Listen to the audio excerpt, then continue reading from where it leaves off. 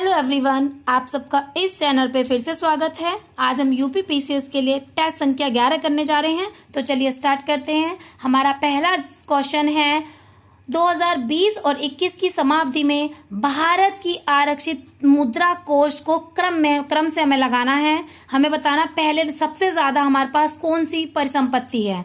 तो दोस्तों इसमें हमारे पास जो विदेशी मतलब आरक्षित मुद्रा है उसमें जो सबसे ज्यादा है वो विदेशी मुद्रा परिसंपत्ति है। दूसरे नंबर पे हमारी स्वर्ण है। तीसरे नंबर पे हमारे IMF के पास यानी कि अंतर्राष्ट्रीय मुद्रा कोष के पास सुरक्षित राशि है। चौथे नंबर पे हमारी विशेष आहरण अधिकार, दोस्तों ये आहरण नहीं आहरण है, आहरण यानी कि SDG।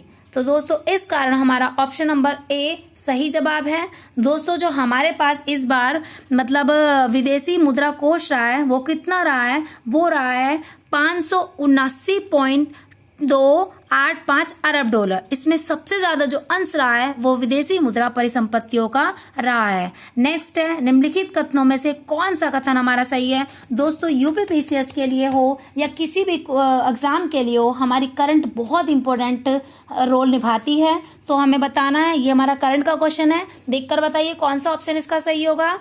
दोस्तों पहला दिया है हमें, सरकार ने फसल वर्ष 2020-21 में खाद्यान्न उत्पादन का लक्ष्य कितना रखा है, 307.31 मिलियन टन निर्धारित किया है। वही आर्थिक सर्वेक्षण 2020 और 21 के अनुसार सकल घरेलू उत्पाद में कृषि की हिस्सेदारी वो 2020 और 21 में बढ़कर कितनी हो गई है, 19.9। दोस्तों ये दोनों के दोनों ऑप्शन एकदम सही हैं। तो ऑप्शन नंबर C हमारा इसका सही जवाब होगा।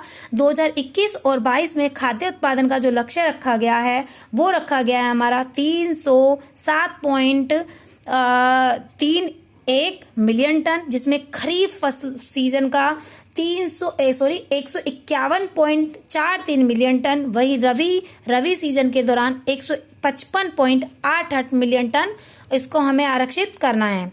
नेक्स्ट है निम्नलिखित कथनों में से कौन सा कथन सही है, आपको बताना है। दोस्तों पहला ऑप्शन दिया है, चीनी तीर्थयात्री फाहियान ने कनिष्क द्वारा आयोजित की गई चतुर्थ बौद्ध संगीति में भाग लिया। क्या ये हमारा ऑप्शन सही है? तो दोस्तों हमारा ये ऑप्शन एकदम गलत है। वही दूसरा है हमारा, चीनी यात्री ह्वेनसांग हर्ष से मिला, ये तो सही लिखा है। ह्वेनसांग हर्ष के काल में आया था, उसे बौद्ध धर्म का प्रतिरोधी पाया, ये गलत है। दोस्तों जो ह्वेनसांग था हमारा वो बौद्ध धर्म का प्रतिरोधी नहीं था, बल्कि वो तो बौद्ध धर्म के साक्ष्य को यहाँ इकट्ठा करने आया था। चीनी यात्री फाहियान चंद्रगुप्त द्वितीय के दरबार में आया था। दोस्तों आपको ये स्पेशली याद रखना है कि फाहियान किसके काल में आया था, चंद्रगुप्त द्वितीय के। चतुर्थ बौद्ध संगीति ईसा की प्रथम शताब्दी के कुंडलवन में कनिष्क के शासनकाल में आयोजित की गई थी। दोस्तों ह्वेनसांग बिहार के नालंदा जिले में स्थित नालंदा विश्वविद्यालय में अध्ययन करने के लिए तथा भारत में बौद्ध ग्रंथों को एकत्रित कर ले जाने के लिए भारत में आया था। इसके ब्राह्मण वृत्तांत को सियुकी के नाम से जाना जाता है। दोस्तों ये इम्पोर्टेंट क्वेश्चन बनता है कि ह्वेनसांग का यात्रा वृत्तांत को किस नाम से जाना जाता है, ये मिलान में अक्सर आ जाता है। तो सियुकी, इसके यात्रा वृत्तांत को किस नाम से जाना जाता है, सियुकी। नेक्स्ट है निम्नलिखित में से कौन सा कथन हमारा सत्य है। आपके सामने दो ऑप्शन दिए गए हैं, बताइए। इसमें पहला दिया है, भारत में शिलालेख का प्रचलन सर्वप्रथम किसने किया था। दोस्तों अशोक ने क्या किया था। नेक्स्ट है, अशोक के शिलालेख की खोज 1750 ईस्वी में पादेट्री फैनथेलर ने की थी। दोस्तों ये एकदम आपने नया एकदम सुना होगा अभी, तो ये इंपोर्टेंट बनता है। दोस्तों हमारे इसके दोनों के दोनों ऑप्शन एकदम सही हैं। इस कारण हमारा ऑप्शन नंबर C इसका सही जवाब जाता है।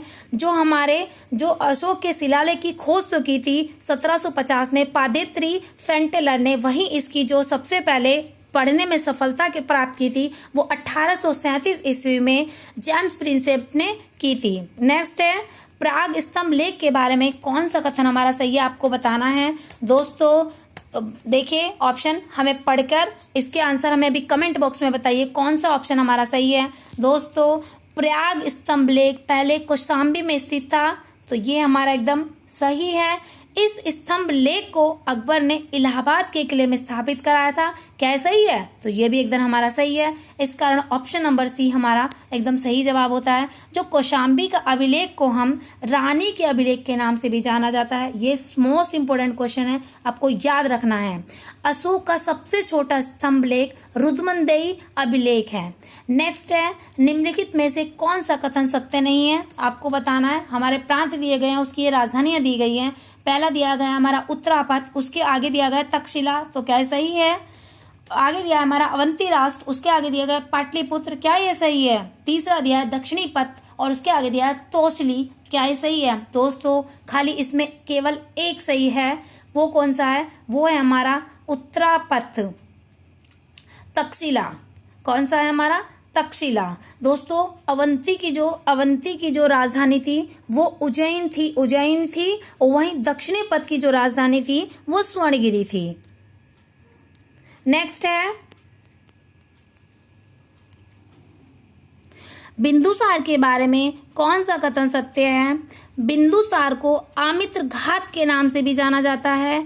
वायु पुराण में बिंदुसार को भद्रसार कहा गया है। तो दोस्तों बताइए कौन सा ऑप्शन हमारा इसका सही है और कौन सा ऑप्शन हमारा इसका गलत है? तो दोस्तों इसके दोनों के दोनों ऑप्शन एकदम सही दिए गए हैं। बिंदुसार को आमित्र घात ही कहा जाता था और आमित्र घात का अर्थ होता है शत्रु विनाशक। वह बिंदुसार जो था वो आजीवक संप्रदाय का अनुयायी था और आजीवक संप्रदाय के संपादक कौन थे? माखली पुत्र गोसाल, जो मैं पीछे बता चुकी हूँ। नेक्स्ट है, निम्नलिखित में से कौन सा कथन हमारा गलत है? आपके सामने दो ऑप्शन दिए गए हैं, आपको हमें इसमें गलत का ऑप्शन बताना है। दोस्तों आपको ये क्वेश्चन में हम अक्सर गलत कर देते हैं, हम उसको सही ना पढ़कर गलत पढ़ लेते हैं। तो इसमें हमें बताया गया है गलत बताना, हमें सही नहीं बताना है।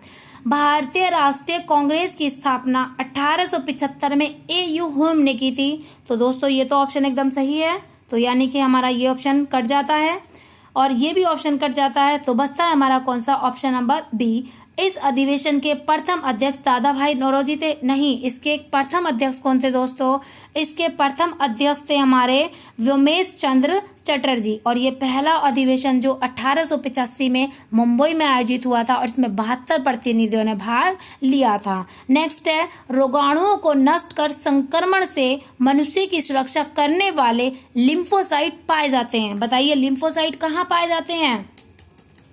दोस्तों इसका सही जवाब होगा हमारा लिम्फोसाइट पाए जाते हैं हमारे लसिका में। कहाँ पर? लसिका में। रोगाणुओं को नष्ट कर संक्रमण से मनुष्य की सुरक्षा करने वाले लिम्फोसाइट लसिका में पाए जाते हैं। नेक्स्ट है, केंद्रीय सतर्कता आयोग निम्नलिखित में से किस समिति की सिफारिश पर गठित किया गया था? संस्थानम समिति, दिनेश गोस्वामी समिति, तरकुंडे समिति, नरसिम्हन समिति। दोस्तों इसका सही जवाब होगा हमारा, बताइए कौन सा ऑप्शन इसका सही होगा? इसका सही जवाब होगा हमारा ऑप्शन नंबर ए, के संस्थानम समिति। इसकी स्थापना की गई थी 1964 में। नेक्स्ट है हमारा, निम्नलिखित में से कौन सा कार्य भारतीय रिजर्व बैंक का कार्य नहीं है? आपके सामने 4 ऑप्शन दिए गए हैं, तो बताइए कौन सा ऑप्शन इसका सही होगा? देखिए पहला दिया है मेरा बैंक नोट जारी करता है, तो ये एकदम सही है, आरबीआई नोट जारी करता है।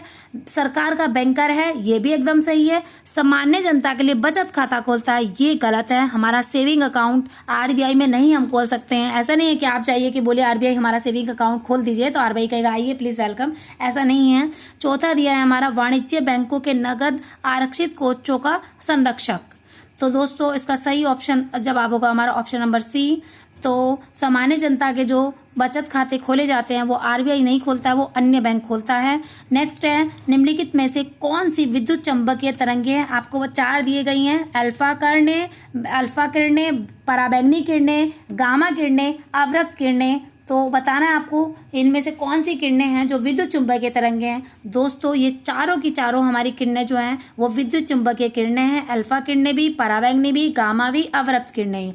विद्युत चुंबकीय विकिरण जो है हमारी वो क्या होती हैं? वो शून्य और अन्य माध्यमों से स्वतः प्रसारित तरंग होती हैं। इसे प्रकाश भी कहा जाता है, किंतु वास्तव में प्रकाश जो है विद्युत चुंबकीय विकिरणों का एक छोटा सा भाग है।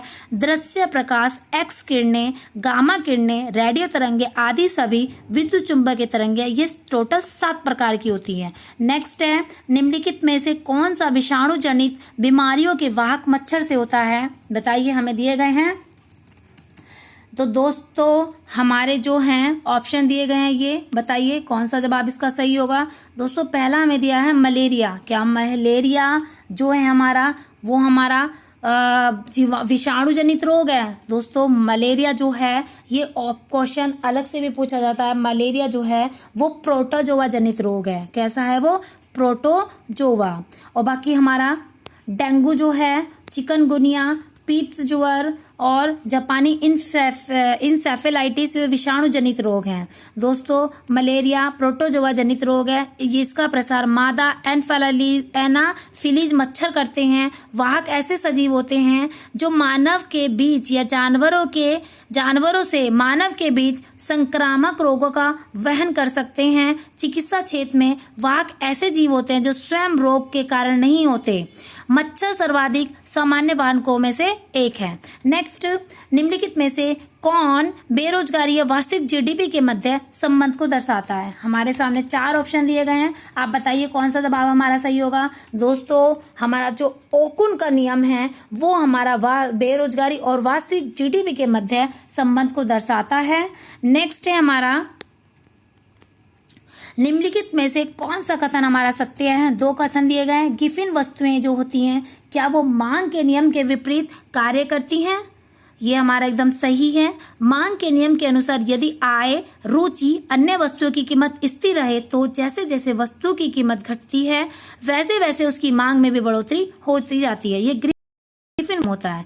दोस्तों जो हमारी ग्रिफिन वस्तु हैं उसकी कीमत जो है वो जैसे जैसे हमारी कीमत घटती जाएगी उसकी मांग में बढ़ोतरी होती जाती है। नेक्स्ट है हमारा, यदि बजट में रेखांकित कर राजस्व प्रक्षेपण अत्यधिक आशावादी है तो वह जमीनी वास्तविकता को नजरअंदाज कर देता है तो तब क्या हो सकता है?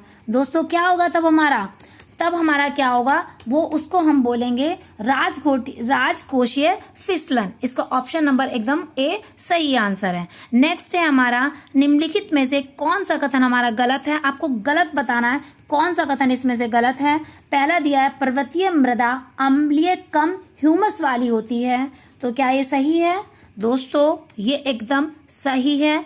मृदा अपरदन केवल मानवीय कारकों से होती है, तो ये तो पढ़ने से ही पता चल रहा है। मानवीय के साथ साथ हमारी जो मृदा अपरदन होती है वो प्राकृतिक कारणों से भी होती है। और तीसरा ऑप्शन हमें दिया गया है दोस्तों, क्या दिया गया है? लाल मृदा के विकास के लिए रवेदार आग्नेय चट्टान उपयुक्त है, तो ये हमारा एकदम सही है। तो इस कारण हमारा ऑप्शन नंबर 20 का सही जवाब होगा। हमारा आज का 18 क्वेश्चन है, डोलड्रम स्थित है। आपको बताना है डोलड्रम कहाँ पर स्थित हो, मतलब उसकी जो स्थिति है वो कहाँ पर है, वो कहाँ पर उत्पन्न होता है, तो वो बताना है। वो उत्पन्न होता है हमारा, आप चारों ऑप्शन को पढ़िए, आराम से पॉज करके पढ़िए और फिर बताइए इसका कौन सा जवाब एकदम सही होगा। दोस्तों इसका सही जवाब होगा हमारा उत्तरी पूर्वी सनमार्गी पवनें व दक्षिणी पूर्वी सनमार्गी पवनों के मध्य डोलड्रम की स्थिति थी वो उत्पन्न होती है। डोलड्रम उत्तर पूर्वी सनमार्गी पवनों और दक्षिणी पूर्वी सनमार्गी पवनों के बीच स्थित है। वायु प्रदूषण के निर्धारण में वायुमंडल की कौन सी परत महत्वपूर्ण है? आपके सामने 4 ऑप्शन दिए गए हैं, बताइए। क्षोभ मंडल और मध्य मंडल, तीसरा है क्षोभ मंडल एवं समताप मंडल, या क्षोभ मंडल, मध्य मंडल और समताप मंडल। दोस्तों इसका सही जवाब होगा हमारा ऑप्शन नंबर ए, क्षोभ मंडल। वायु प्रदूषण को निर्धारित करने वाली जो मतलब वायुमंडल की परतें महत्वपूर्ण होती है क्षोभ मंडल की। दोस्तों क्षोभ मंडल या ट्रोपोस्फियर, आपको इंग्लिश में भी याद रखना है, ट्रोपोस्फियर पृथ्वी के वायुमंडल का सबसे निचला हिस्सा है। इस परत में आर्द्रता, जलकण, धूलकण, वायु धुंध सभी मौसमी घटनाएं होती हैं। वायुमंडल के इसके ऊपर की परत को समताप मंडल यानी कि ट्रोपोस्फियर कहते हैं। इन दोनों परतों के बीच की रेखा को क्या बोलते हैं हम? ट्रोपोपोज कहते हैं। क्या कहते हैं? ट्रोपोपोज। नेक्स्ट है और आज का लास्ट क्वेश्चन है हमारा, भारत में निम्नलिखित में से कौन सर्वाधिक क्षेत्रफल पर कच्छ वनस्पति पाई जाती है, यानी कौन से स्टेट में कच्छ वनस्पति सबसे ज्यादा पाई जाती है। दोस्तों पहले आप इसका मुझे लगता है आंसर पहले तो बता दूं मैं आपको, कच्छ वनस्पति जो मैंग्रोव वनस्पति को हम क्या बोलते हैं, कच्छ वनस्पति। कच्छ वनस्पति देख के आप गुजरात ऑप्शन ना लगा क्या है, क्योंकि कच्छ का जो कच्छ है वो गुजरात में, ये गलत ऑप्शन आंसर हो जाएगा हमारा। कच्छ को हम बोलते हैं मैंग्रोव वनस्पति, तो ये हमारी सबसे ज्यादा पाई जाती है दोस्तों पश्चिम बंगाल में। दोस्तों उष्णकटिबंधीय जलवायु के निकट तटीय स्थित दलदली क्षेत्रों में उगने वाली वनस्पति को हम मैंग्रोव या कच्छ वनस्पति कहते हैं। तो आज के लिए इतना ही, मिलते हैं हम नेक्स्ट सेशन में और कुछ नए क्वेश्चन के साथ, कुछ नए करंट क्वेश्चन के साथ।